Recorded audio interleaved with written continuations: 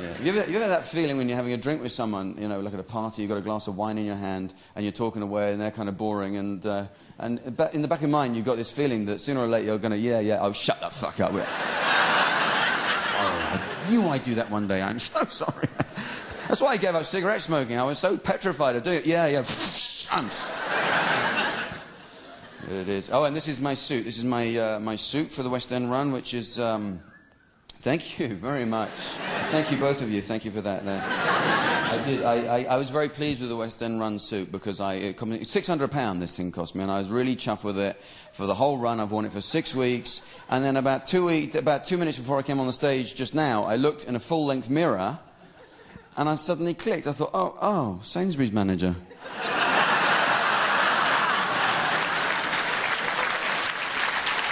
That's it. I don't feel good in it anymore. It doesn't feel like comedy to me anymore. It kind of feels more like kind of contract cleaner, all 5. I feel I should have like really long arms and shit like they do in Sainsbury's for some reason. Whenever you ask them, excuse me, can I help you? I should start walking around like that the way they do with their clipboards they got. I don't know how they manage to walk like that the whole day. I reckon they must have their knees put around the back of their leg. I reckon that's what they do, yeah. So fucking bored. I've had surgery to make life more interesting.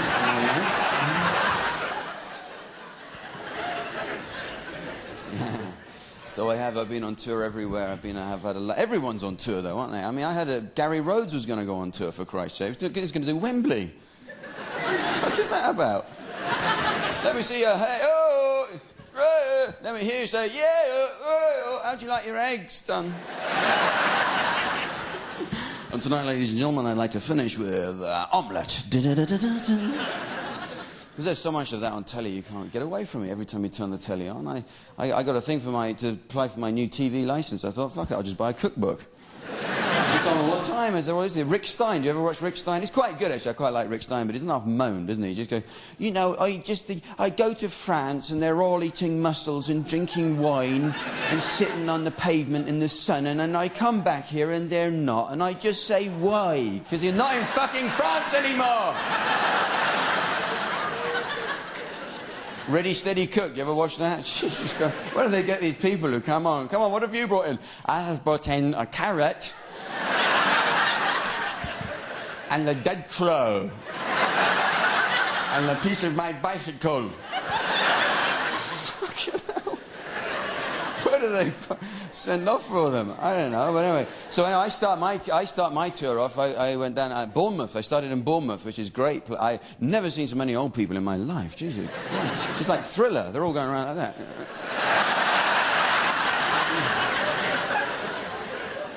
Old age pensioners everywhere. Actually, I don't like the expression old age pensioners. I don't like to use that because that's like telling them the same thing 3 times, isn't it? Do you know what I mean? Rubbing it in a bit. I don't think they need that, you know. It's like senior citizen I prefer. I like the idea of senior citizen. And why they retired to Bournemouth, I don't know, is it the law or something? Do you think do you think a coach pulls up outside your bungalow when you're 65, yeah? Yeah, it says here you're 65, come on, get in the coach. Eh? I've lived here all my life, get in the fucking coach or I'll push you on it. And Bournemouth is the worst place to retire to, in my opinion. It's made up entirely of steep hills and steps and shit, and in the winter it freezes over, it's like a sluice. All these dear old people step out their retirement home and into the sea. And there's the good people of Bournemouth going, yeah, more old people, bring them in. Yeah, plenty of spaces, bring them in, please. Yeah. See, I like old people. I like talking to senior citizens, and because they're like a window into our past, aren't they? Especially when you hear about their childhood. I'm always amazed how different it was, because I had toys, I had a bike, I had everything. I want my children to have even more, for Christ's sake. You talk to really old people, it's humbling, isn't it, when they go on about, I remember when I was small, my mother and father gave me a stick.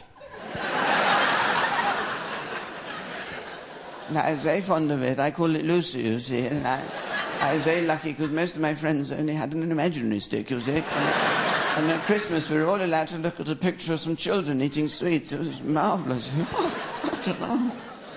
Did you ever have a good time? Oh, yes. I remember particularly when the fun fair came to town, and my favourite game was put the apple in the bucket, you see. And you had to bring your own apple and give the man a penny, you see. And I was very good at this. And when you put the apple in the bucket, and then when the bucket was full, you got on a bus and fucked off. See, my grandparents, they were great people. They were wonderful, dear old people. Well, eventually they were great old people. They, you know, did the night school and everything. They learned how to do all those things, like going through a door that's been held open without saying thank you and shit like that. You know? They learned to do the sudden stop, you know that one, where you're kind of walking along the pavement and then you just stop.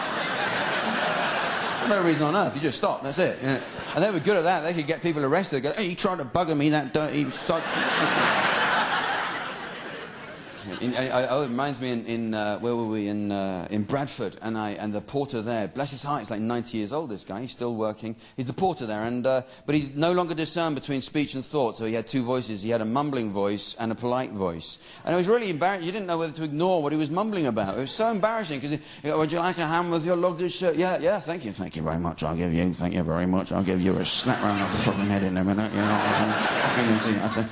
This is your room, I trust it's your liking. So, yes, that's delightful. Thank you, delightful, is it? I'll give you such a kick in you won't know what's bloody good. Are you here on business? Yeah, I'm doing a show, actually. Yeah, I bet you're one of them fucking gay dancing boys from London. Fuck off, will you? I'll give you a tip.